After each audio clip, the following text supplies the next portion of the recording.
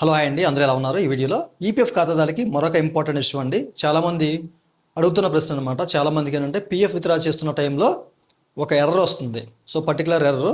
So దానివల్ల వాళ్ళు PF withdraw చేసుకోలేకపోతున్నారు. దీని గురించి ప్రతి ఒక్కరు అడుగుతున్నారు కాబట్టి చెప్తున్నాను. అయితే వీడియోకి వెళ్ళే ముందు ఇలాంటి విషయాలు మీరు మన దేశ వీడియో కింద సబ్స్క్రైబ్ బటన్ ఉంది, ట్యాప్ చేసి మనం సబ్స్క్రైబ్ చేసి పక్కనే ఉన్న బెల్ బటన్ని యాక్టివేట్ చేయండి. అంతేకాకుండా లైక్ చేయండి.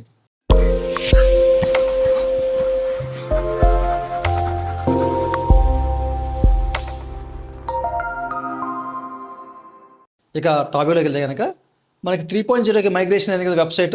సో ఓపెన్ అయిన తర్వాత అనేక రకాల దరిద్రాలు చూస్తామండి వెబ్సైట్లో. అసలు ఏది కూడా ప్రాపర్గా పనిచేయట్లేదు. ఓకే, నాకు తెలుసు చాలామంది కామెంట్ సెక్షన్లో అడుగుతున్న ప్రశ్న, నేను పిఎఫ్ విత్డ్రా పెట్టి చాలా కాలం అవుతుంది. లాస్ట్ వీడియోలో చెప్పాను మీకు, లాస్ట్ వీడియోలో. ఓకే, సో వెయిట్ చేయండి. ఓకేనా, మీరైతే వెయిట్ చేయండి, మీకు సెటిల్ అవుతుంది. సెటిల్ రిజెక్ట్ ఈ జూన్లో పెట్టిన వాళ్ళు ఉంటారు కదా, సో వాళ్ళకైతే 90% అయితే రిజెక్ట్ అయిపోతుంది క్లెయిమ్ అనేది. ఒక 10% మాత్రమే క్లెయిమ్స్ అనేవి సెటిల్ అవుతున్నాయి. మీరైతే వెయిట్ చేయాలి. మేబీ మీది లాంగ్ టైం ఇంకా అట్లనే ఉందంటే కనుక రిజెక్ట్ అయ్యే ఛాన్స్ అయితే ఉంది. ఈ జూలై నుంచి పెట్టే వాళ్ళకి మాత్రం వెయిట్ చేయండి, అవుతాయి. ఓకేనా, 25 days 30 days కూడా పట్టే ఛాన్స్ అయితే ఉంది. వెయిట్ చేయండి. అయితే ఈ వీడియోలో అసలు ఈ పిఎఫ్ విత్డ్రా పెట్టలేకపోతున్నాం సార్ పర్టికులర్ ఇష్యూ వల్ల. సో అదేంటో మీకు చూపిస్తాను, ఎందుకు అని చెప్పేసి చాలామంది అయితే అడుగుతున్నారు అనమాట. మీరు ఇక్కడ చెక్ చేసుకోవచ్చు. Date of joining under EPF must not be equal, ఓకేనా, to date of exit under EPF. Okay, so ఈ పర్టికులర్ ఇష్యూ వల్ల మాకు మేము పిఎఫ్ విత్డ్రా పెట్టలేకపోతున్నాం. ఎందుకు ఇలా వస్తుంది అని చెప్పేసి చాలామంది అడుగుతున్నారు. మీరు చేసిన తప్పు వల్లే, ఇది మీరు చేసిన తప్పు వల్లే ఇట్లాగా వస్తుందన్నమాట. ఓకే, సో ముఖ్యంగా ఎవరైతే ఐటీ ఫీల్డ్లో ఉంటారో సో అట్లాంటి వాళ్ళకి ఈ ఇష్యూ అనేది ఇప్పుడు జనరేట్ అవుతుంది అనమాట. అయితే ఈ 3.0 వెబ్సైట్తో మీరు చాలా జాగ్రత్తగా ఉండాలి. ఓకేనా, సో చాలా జాగ్రత్తగా ఉండాలండి. ప్రతిదీ ఆచి తూచి అడుగేయాలి, లేకపోతే ఆ పర్యావసరం మీకు ఫ్యూచర్లో అది బాగా ఎఫెక్ట్ అవుతుంది అనమాట. సో ప్రస్తుతానికి ఇది. ఓకేనా, సో ఎందుకు అలా వస్తుంది అంటే మీరు మీ సర్వీస్ హిస్టరీలో ఒకసారి చెక్ చేసుకోండి. మీ ప్రైమరీ ఐడి ఏదైతే ఉందో దానికి date of joining date of exit same enter చేసుకుంటారు అనమాట. కొంతమంది ఇట్లా బీజీ విషయం అవుతుందని చెప్పేసో లేకపోతే వాళ్ళ ఇతరత్ర కారణాల వల్ల సేమ్ డేకే జాయినింగ్ ఎగ్జిట్ ఇచ్చేసుకుంటారు. సో ప్రైమరీ ఐడికి అలా ఇచ్చారనుకోండి, చూశారు కదా, అలాగే ఈక్వల్ ఈపీఎఫ్ అలాగే ఈ యొక్క జాయినింగ్ ఈపీఎఫ్ ఎగ్జిట్ డేటు మీకు ఈక్వల్ ఉండకూడదు. ఉంటే మీకు పార్షియల్ విత్డ్రా అవ్వదు అని చెప్పేసి ఇట్లాగా మీకు అవుతుంది. మీరు ఫైనల్ సెటిల్మెంట్ చేసినా కానీ ఇదే ఇష్యూ మీకు తలెత్తే అవకాశం అయితే ఉందన్నమాట.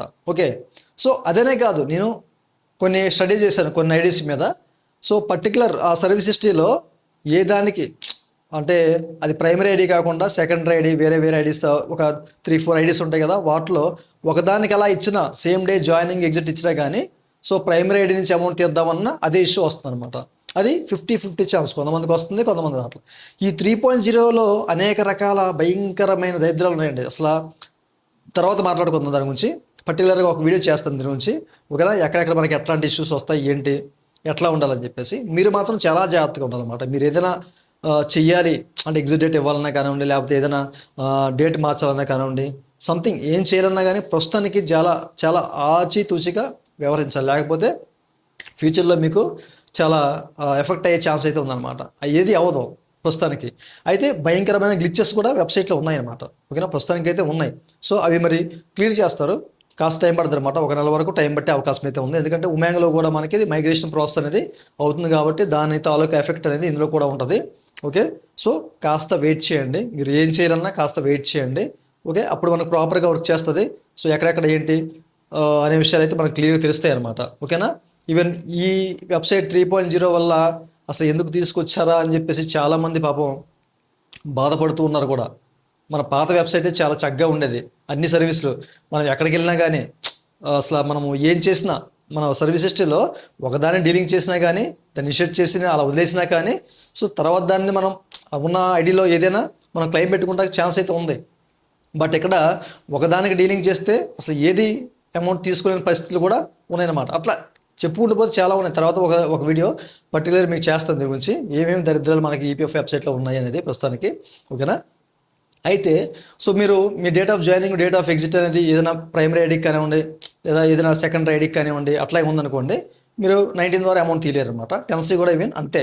ఓకే, సో చూసారు కదా, సో ఇట్లాంటి ఇష్యూస్ అనేది చాలా ఉన్నాయండి, చాలా జాగ్రత్తగా ఉండండి. ఓకేనా, ఈ ఇష్యూ వల్ల మీరు క్లెయిమ్ అయితే పెట్టలేకపోతున్నారు. సో ఫైనల్గా ఇదండి వాళ్ళ వీడియో. ఈ వీడియో మీరు నచ్చితే లైవ్ చేసి మనం సపోర్ట్ చేయండి. అలాగే ఇలాంటి విషయాలు మీరు మన తీసుకోవడం సబ్స్క్రైబ్ బటన్ ట్యాప్ చేసి మనం సబ్స్క్రైబ్ చేసి పక్కన ఉన్న థ్యాంక్ ఫర్ వాచింగ్ అండ్ జై హింద్.